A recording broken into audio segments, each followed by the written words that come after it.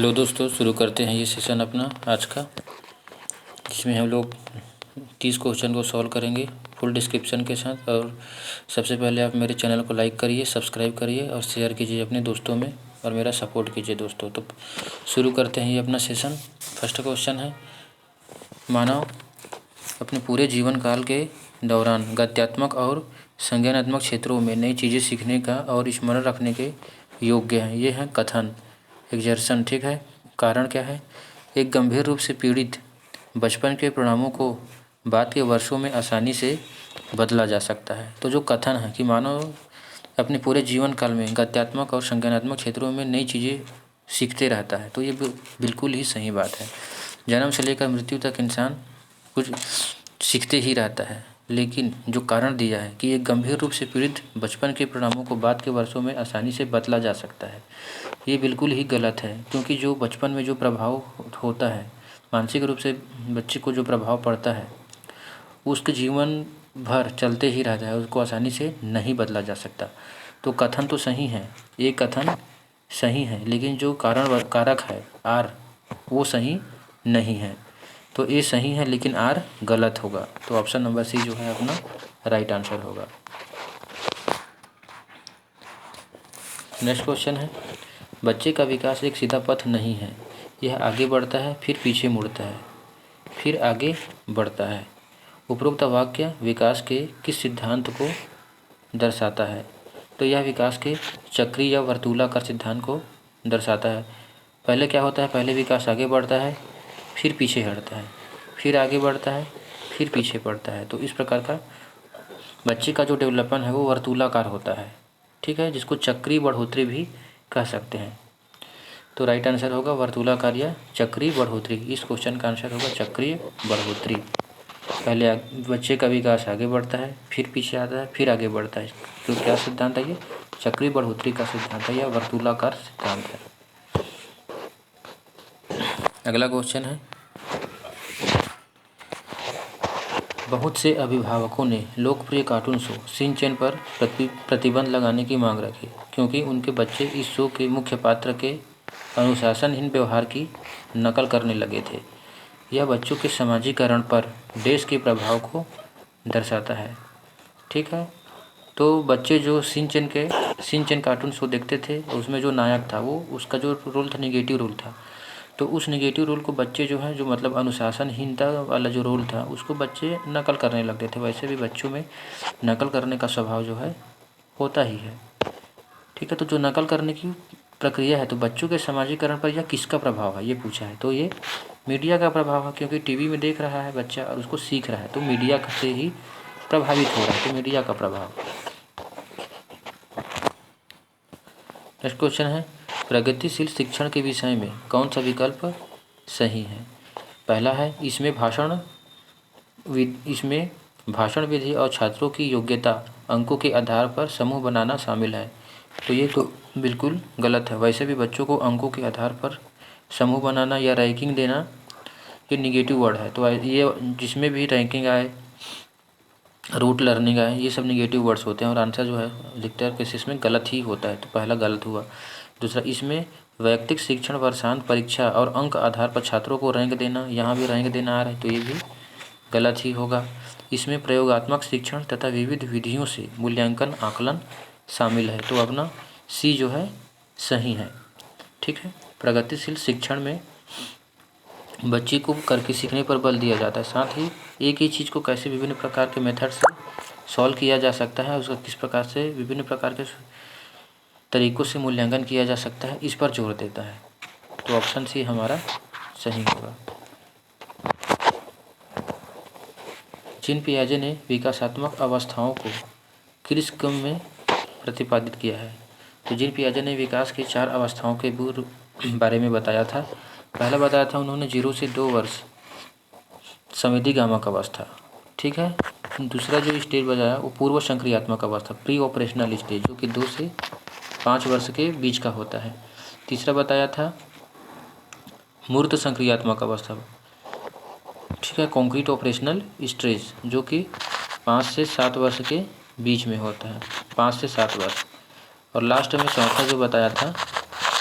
चौथा बताए थे एब्स्ट्रैक्ट ऑपरेशनल स्टेट या अमूर्त या औपचारिक संक्रियात्मक अवस्था, फॉर्मल ऑपरेशनल स्टेट 7 से 11 वर्ष। सॉरी, जो दूसरा स्टेज बताया वो थोड़ा गलत हो गया। पहला है संवेदीगामक अवस्था जो 0 से 2 वर्ष होता है। दूसरा है पूर्व संक्रियात्मक अवस्था जो कि 2 से 7 वर्ष होता है। और तीसरा है मूर्त संक्रियात्मक अवस्था जो कि 7 से 11 वर्ष होता है। और चौथा है फॉर्मल ऑपरेशनल स्टेज जो कि 11 वर्ष और उससे ऊपर होता है। ठीक है, तो इसमें क्रम को प्रतिपादित करना है, बताना है हमें। तो पहला संवेदीगामक अवस्था, दूसरा पूर्व संक्रियात्मक अवस्था, तीसरा है मूर्त संक्रियात्मक अवस्था और चौथा है औपचारिक संक्रियात्मक अवस्था। तो ऑप्शन नंबर जो बी है वो राइट आंसर होगा। इस क्वेश्चन का आंसर होगा ऑप्शन नंबर बी। क्वेश्चन है जिन पियाजे के अनुसार निम्नलिखित में से किस प्रश्न को केवल औपचारिक संक्रियात्मक स्तर के ही बच्चे हल कर पाएंगे।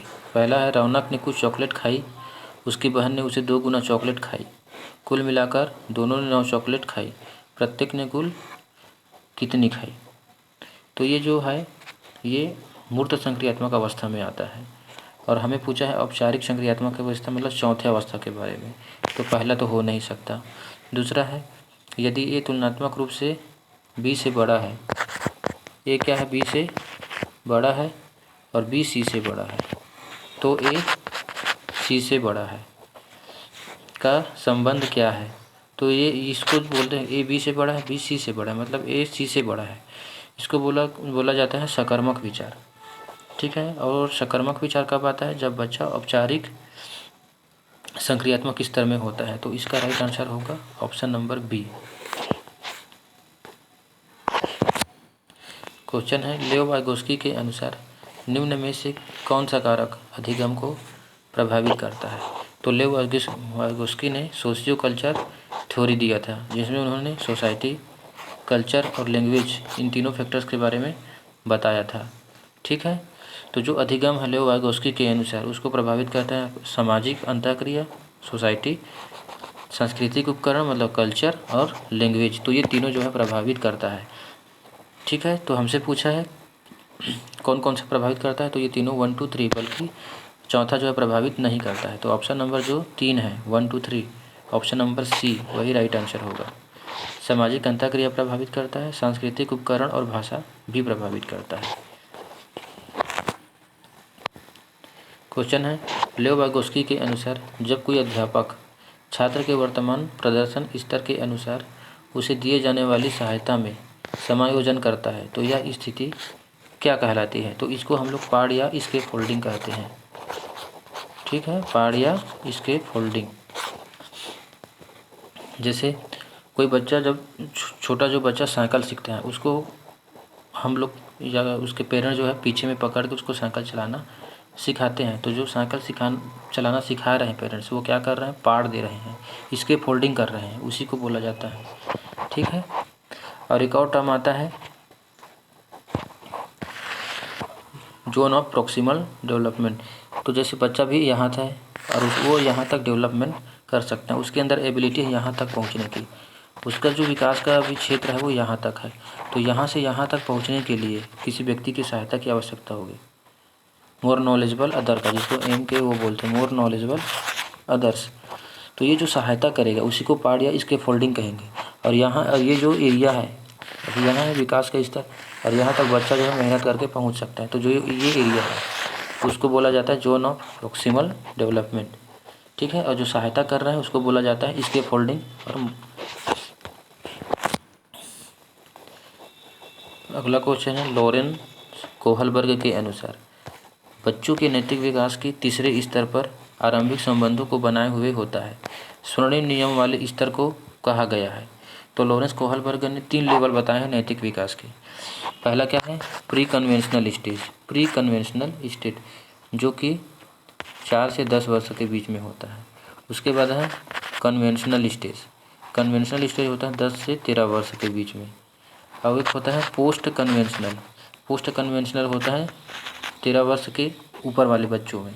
ठीक है, तो 3 लेवल बताए हैं और प्रत्येक लेवल के 2 और भाग बनाए, 2 भाग बताए, कुल 6 लेवल बताए हैं। तो जो तीसरा लेवल आता है तीसरा लेवल में पूछा है तो उसमें क्या आ गया, बच्चे दूसरों को प्रसन्न रखता है और उनकी सहायता करना चाहता है, तो ये तीसरा लेवल में आ गया। ठीक है, ये अपना ऑप्शन जो है सही होगा। अगला क्वेश्चन है, हावर्ड गार्डनर ने बुद्धि के बारे में निम्नलिखित में से क्या प्रस्तावित किया है। तो हावर्ड गार्डनर ने क्या है, बहुबुद्धि का सिद्धांत दिया था। ठीक है, तो बुद्धि के अंतर्गत कई अलग अलग मानवीय क्षमताएं होती हैं, ऑप्शन नंबर डी जो है सही होगा। उन्होंने हावर्ड गार्डनर ने बहुबुद्धि का सिद्धांत दिया और बताया कि कुल 8 प्रकार की बुद्धि होती है। 8 प्रकार की बुद्धि के बारे में बताया और उन्होंने बोला कि प्रत्येक बुद्धि जो है एक दूसरे से स्वतंत्र होती है। ठीक है, हर व्यक्ति में 8 प्रकार की बुद्धि होती है और ये जो बुद्धि है वो अलग अलग होती है, एक दूसरे से स्वतंत्र होती है। तो ठीक है, तो बुद्धि के अंतर्गत कई अलग अलग मानवीय क्षमताएं पाई जाती है। ठीक है, क्वेश्चन है, बहुत से टेलीविज़न विज्ञापनों में पुरुष महिलाओं को उनके रूढ़िवादी भूमिकाओं में दर्शाते हैं। यह अध्यापिका को अपनी कक्षा में इस विषय पर किस प्रकार चर्चा करनी चाहिए।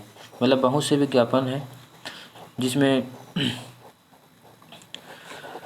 बताया जाता है कि महिलाएं केवल फलाना काम कर सकती हैं और पुरुष केवल फलाना काम ही कर सकते हैं। कहने का मतलब ये है कि जो पुरुष है, मान लें पुरुष को केवल काम करना चाहिए घर के बाहर पैसा कमाने का, और महिलाओं को केवल घर में खाना पकाने का काम करना चाहिए। तो ये क्या है, जातिगत रूढ़िवाद है। ठीक है, तो इस प्रकार का विज्ञापन है, तो उसको शिक्षक को अपनी कक्षा में इस मुद्दे पर किस प्रकार की परिचर्चा करना चाहिए, हमें ये बताना है। पहला ऑप्शन क्या है, वह उन्हें उन विज्ञापनों में दिए गए वक्तव्यों को उनके ज्यों के त्यों स्वरूप पर स्वीकार करने को प्रोत्साहित करे। स्वीकार तो नहीं कर सकते, क्योंकि ये कहना कि महिलाएं केवल खाना ही पकाने के लिए बनी हैं और पुरुष घर के बाहर काम करने के लिए बने हैं, ये सही नहीं है। दूसरा ऑप्शन है, वह उन्हें इन विशेषज्ञों को आलोचनात्मक दृष्टि से विश्लेषण कर किसी तार्किक निर्णय पर पहुंचने के लिए प्रोत्साहित करे, ये बिल्कुल सही है। ठीक है, क्योंकि गलत हो रहा है ये, ऐसा जो भ्रम फैलाया गया है कि महिलाएं केवल घर में ही काम करेंगे, पुरुष केवल बाहर में ही जाके काम करेंगे, ये भ्रम है। तो ऐसा जो विज्ञापन दे रहा है उसको उसकी जो है आलोचना किया जाना चाहिए। ठीक है, और उसका विश्लेषण करके तार्किक निर्णय पर पहुंचने के लिए प्रोत्साहित करना चाहिए। तो अपना बी जो है सही ऑप्शन होगा। सॉरी।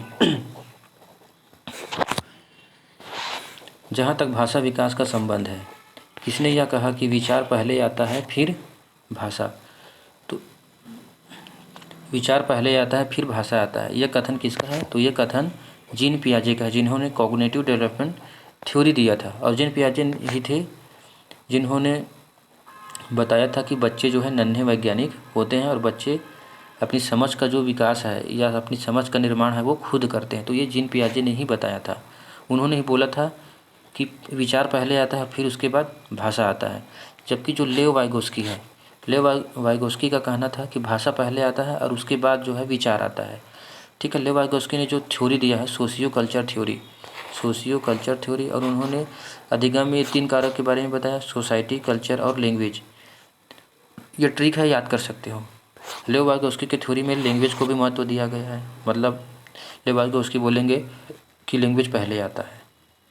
ठीक है, और विचार बाद में आता है। क्वेश्चन ने पूछा विचार पहले आता है फिर भाषा, तो ये जीन पियाजे हो गया। आप लेव वाइगोस्की के ये इस थ्योरी से आप ट्रिक के रूप में याद कर सकते हैं कि लेव वाइगोस्की बोलते हैं कि लैंग्वेज पहले आएगा। नेक्स्ट क्वेश्चन में चलते हैं। राष्ट्रीय शिक्षा नीति 2020 में प्रस्तावित कथनों में से निम्न में से कौन सा कथन सही नहीं है। सही नहीं पूछना है, नेगेटिव वर्ड। NEP 2020 मूल्यांकन के लिए विभिन्न प्रकार की विधियों और योजनाओं जैसे कि समूह कार्य और भूमिका निर्वहन का प्रस्ताव रखती है। ये बिल्कुल ही सही बात है। मूल्यांकन के लिए हम लोग विभिन्न प्रकार की विधि और योजनाओं का उपयोग कर सकते हैं और समूह में भूमिकाओं का निर्वहन भी करते हैं। NEP 2020 रचनात्मक मूल्यांकन से योगात्मक मूल्यांकन की ओर परिवर्तन का प्रस्ताव रखती है। तो ये गलत है और हमें निगेटिव चीज़ ही ढूंढना था, क्या सही नहीं है पूछना था। तो रचनात्मक मूल्यांकन से योगात्मक मूल्यांकन जो है गलत है। तो राइट आंसर होगा ऑप्शन नंबर बी। क्योंकि गलत ही पूछा था। नेक्स्ट क्वेश्चन है, यदि किसी कक्षा में धीमी गति से सीखने वाले शिक्षार्थी, मेधावी और की औसत जैसी शब्दावली विद्यार्थियों का उल्लेख करने के लिए प्रयोग में लानी चाहिए, क्या किसी कक्षा में ऐसे शब्दों का इस्तेमाल करना चाहिए किसी बच्चे के लिए कि तुम मेधावी हो, तुम औसत से नीचे हो, तुम गधे हो? नहीं करना चाहिए। ठीक है, क्योंकि हर बच्चे के अंदर अपना एक स्पेशल क्वालिटी होता है जिसको नकारा नहीं जा सकता, और किसी भी बच्चे को ये टैग नहीं दिया जा सकता, रैंकिंग नहीं दिया जा सकता। तो इसका आंसर क्या होगा? पहला देखते हैं। जी हाँ, यह विद्यार्थियों को अपने अपने निष्पादन के स्तर को समझने में मदद करता है। तो ये तो गलत ही है, ऐसा कुछ नहीं है। जी हाँ, जी नहीं, ये शब्दावलियाँ विद्यार्थियों की योग्यता के आधार पर उनका नामीकरण करता है और समावेशी नहीं है। ये बिल्कुल ही सही होगा। ठीक है, जी ऐसा किसी बच्चे के लिए मेधावी और औसत जैसे शब्दावली का उल्लेख नहीं किया जा सकता, यही आंसर होगा।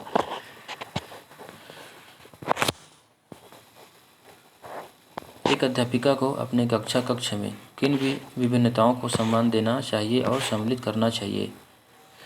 क्षेत्रीय विभिन्नताओं को भी सम्मान देना चाहिए और उन्हें शामिल करना चाहिए। सामाजिक, आर्थिक और भाषाई, ये जो चारों ही विभिन्नताएं हैं, इसको टीचर को महत्व देना होगा। ठीक है, और उन्हें सम्मिलित करना होगा टीचिंग में, लर्निंग में। तो ये चारों ही आंसर जो है सही हो जाएगा, चारों ही इसका आंसर आएगा। इन चारों को ही महत्व देना है। किसी भी क्लासरूम के अंदर विभिन्न क्षेत्रों के बच्चे हो सकते हैं, बच्चे जो वहाँ स्कूल में रहते हैं उसकी सामाजिक सांस्कृतिक परिस्थितियाँ, आर्थिक परिस्थितियाँ और भाषाई परिस्थितियाँ सब अलग अलग होती हैं, लेकिन सबको एक साथ रख के हमें और सबके इन सब चीज़ों को महत्व देते हुए उन्हें आगे लर्निंग कराना है। क्वेश्चन नंबर 4 है, मूर्ति कक्षा 4 का विद्यार्थी है। पठन के संदर्भ में वह केवल उतना ही पढ़ पाता है जितना किसी कक्षा 1 के विद्यार्थी का स्तर होता है। मूर्ति को ध्वनि का मिलान करने, शब्दों की वर्तनी तथा पठन में भी कठिनाई आती है। मूर्ति निम्नलिखित में से किसके लक्षण प्रदर्शित कर रहा है? मूर्ति जो कक्षा 4 का बच्चा है वो कक्षा 1 के बच्चा जितना ही जानता है, और वो मूर्ति को ध्वनि मिलान करने, शब्द वर्तनी तथा पठन में कठिनाई होती है। मतलब वो डिसलेक्सिया से संबंधित विकार से पीड़ित है। डिसलेक्सिया है उस बच्चे को। तो डिसलेक्सिया को क्या बोलते हैं? पठन वैफल्य। तो ऑप्शन नंबर सी अपना सही होगा। एक होता है लेखन संबंधी विकार जिसको बोला जाता है डिसग्राफिया, और एक होता है गणितीय संक्रियाएं करने में असफल होना जिसको बोला जाता है डिसकैलकुलिया। तो इसको भी याद रखेंगे। अगला क्वेश्चन है, एक शिक्षिका अपनी कक्षा में सृजनात्मक विद्यार्थियों की पहचान कैसे कर सकती है? उनकी अभिसारी सोच की क्षमता के आधार पर। अभिसारी सोच तो गलत है। समकक्षियों के बीच उनकी प्रसिद्धि को आंक कर, यही सही है। ठीक है, बहुत सारे क्लासरूम में बच्चे होते हैं तो उनमें उनकी क्रिएटिविटी के आधार पर भी हमको पहचानेंगे कि ये बच्चा सृजनात्मक प्रवृत्ति का है। तो ऑप्शन बी जो है सही होगा। निम्नलिखित व्यवहार किसके लक्षण है? आवेगशीलता, कम समय तक ध्यान केंद्रित कर पाना, कॉन्सेंट्रेटेड नहीं रहता है, व्यग्रता, बहुत देर तक बैठने की अक्षमता। इसको बोला जाता है अवधान न्यूनता, अति क्रियाशीलता विकार, ADHD। ठीक है, तो इसका आंसर होगा ऑप्शन नंबर सी, अवधान न्यूनता, अति क्रियाशीलता विकार। अगला क्वेश्चन है, निम्नलिखित में से कौन सी विधि समावेशन के अनुकूल नहीं है? एक समावेशी जो क्लासरूम होता है उसके अनुकूल क्या क्या नहीं है? लचीले समूहों का गठन, तो लचीलापन होना चाहिए, ये सही है। विभेदित अनुदेशन, ये भी सही है। योग्यता आधारित समूहीकरण, हमें योग्यता आधारित समूहीकरण नहीं करना है, तो ऑप्शन सी गलत है। तो गलत ही पूछा है तो आंसर होगा हमारा ऑप्शन नंबर सी। ठीक है, इंक्लूसिव क्लासरूम में योग्यता आधारित समूहीकरण नहीं करना चाहिए। सबको समान दृष्टि से देखते हुए सबको अधिगम कराना चाहिए। तो ऑप्शन सी जो है राइट आंसर होगा, क्योंकि क्वेश्चन में नेगेटिव वर्ड पूछा है, नहीं पूछा है।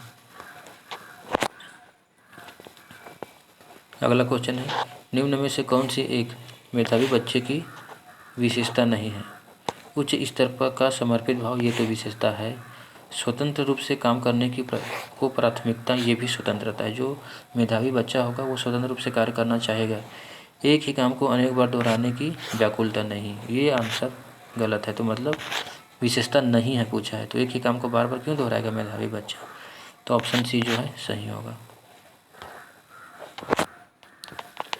अध्यापक को कक्षा प्रबंधन कौशल किस प्रकार बल देना चाहिए। कठोर नियमानुसार कक्षा नियंत्रण, कठोर नियम या दंड देकर बच्चों को कंट्रोल नहीं किया जा सकता है। सभी छात्रों से समान व्यवहार की उपेक्षा, बिना प्रश्न पूछे सबकी आज्ञा का पालन करने का, बिना प्रश्न पूछे सबकी आज्ञा पालन का करने का संस्कार, ये भी गलत है।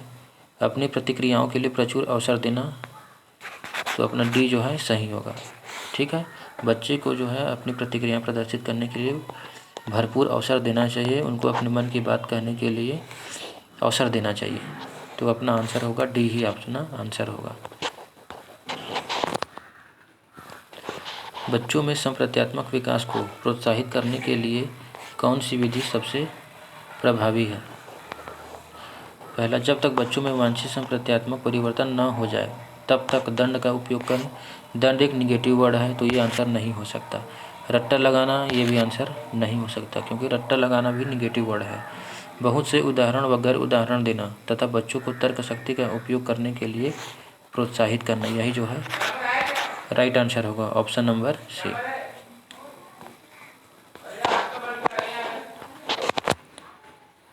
क्वेश्चन है, प्रभावशाली शिक्षण में समाहित है। पहला है छात्रों की भावनात्मक आवश्यकताओं का ध्यान रखना, ये बिल्कुल सही लग रहा है। पाठ्यचर्या और आकलन को छात्रों की आवश्यकता के अनुकूल बनाना, ये भी सही है। छात्र संवाद हेतु लचीला समूह निर्माण, बिल्कुल भी सही है। छात्रों को आपस में संवाद करने के लिए देना चाहिए। कठोर कक्षा नियंत्रण, तो कठोर कक्षा नियंत्रण ही गलत है। तो हमें प्रभावशाली शिक्षण में क्या क्या समाहित है, 1 समाहित हो गया, 2 हो गया और 3 हो गया। तो 1, 2, 3 जो है राइट आंसर होगा। Option number B.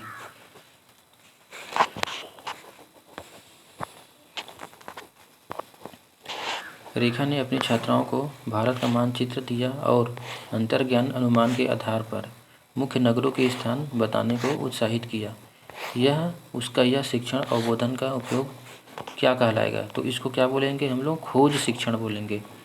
ठीक है, रेखा जो टीचर है अपनी छात्राओं को भारत का मानचित्र दर्शाती है और फिर उसको बताती है, फिर बच्चों को पूछती है किसी भी शहर के नाम, लोकेशन कहाँ पर है करके, तो इसको खोज शिक्षण बोला जाता है। ऑप्शन भी सही होगा। अगला क्वेश्चन है, शिक्षा की कई प्रतिवेदनाएं यह दिखा रही हैं कि विद्यार्थी प्रत्याशित अधिगम स्तरों से कम प्रदर्शन कर रहे हैं। इस दूरी को समझने के लिए विश्लेषण की प्रथम इकाई क्या होनी चाहिए। तो बच्चे को जो भी सिखा रहे हैं वो सीख नहीं पा रहा है, जो एबिलिटी उसके अंदर होनी चाहिए, जो सीख लेना चाहिए, वो नहीं सीख पा रहा है। इसका मतलब क्या है, जो सिस्टम है वो असफल है, सिस्टम का ये फेलियर है। ठीक है, बच्चे को कोई टीचर किसी बच्चे को कुछ सिखाता है और अगर बच्चा नहीं सीख पा रहा है, इसका मतलब यही है कि बच्चे के टीचर जो पढ़ा रहा है उसमें कुछ त्रुटियां हैं। तो यहाँ जो प्रथम इकाई है इसके विश्लेषण का वो होगा तंत्र या सिस्टम, मतलब सिस्टम का फेलियर है। तो पहला आंसर होगा अपना सिस्टम। क्वेश्चन है, बच्चे पढ़ाई के लिए आंतरिक रूप से अभिप्रेरित होते हैं। अंदर से मोटिवेटेड बच्चा कब होता है। दंड और पुरस्कार पर बल दिया जाता है, नहीं, ये गलत है। पठन में केवल स्मृति और पुनरावृत्ति, ये भी गलत हो गया। उनका शैक्षिक वातावरण उनमें अपनत्व का भाव उनकी क्रियाशीलता में तीव्रता लाता है। तो यही इसका राइट आंसर होगा। अंदर से मोटिवेटेड कब रहेगा, जब उनका शैक्षिक वातावरण उनमें अपनत्व का भाव उनकी क्रियाशीलता में तीव्रता लाता है। जब एनवायरनमेंट अच्छा रहेगा तो अंदर से बच्चा जो है मोटिवेटेड रहेगा और खुश रहेगा और लर्निंग ज़्यादा से ज़्यादा होगा। तो ऑप्शन सी सही है। क्वेश्चन है, कौन सा संवेग अर्थपूर्ण सीखने को प्रोत्साहित करेगा। तो जो जिज्ञासा होता है वो अर्थपूर्ण सीखने को प्रोत्साहित करता है। ऑप्शन डी जो है सही होगा।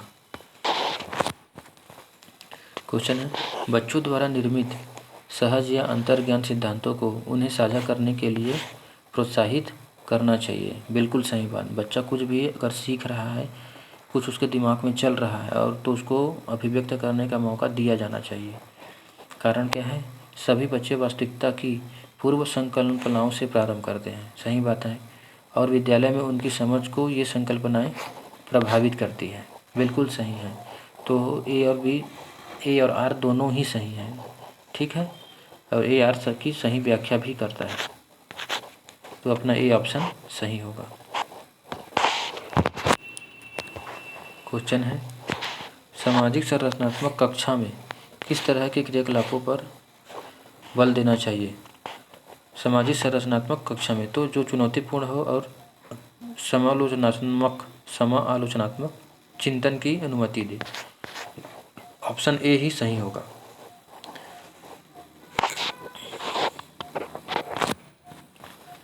सीखने की गति डैश है, तो यह पूरी तरह से व्यक्तिगत कारकों पर निर्भर करती है।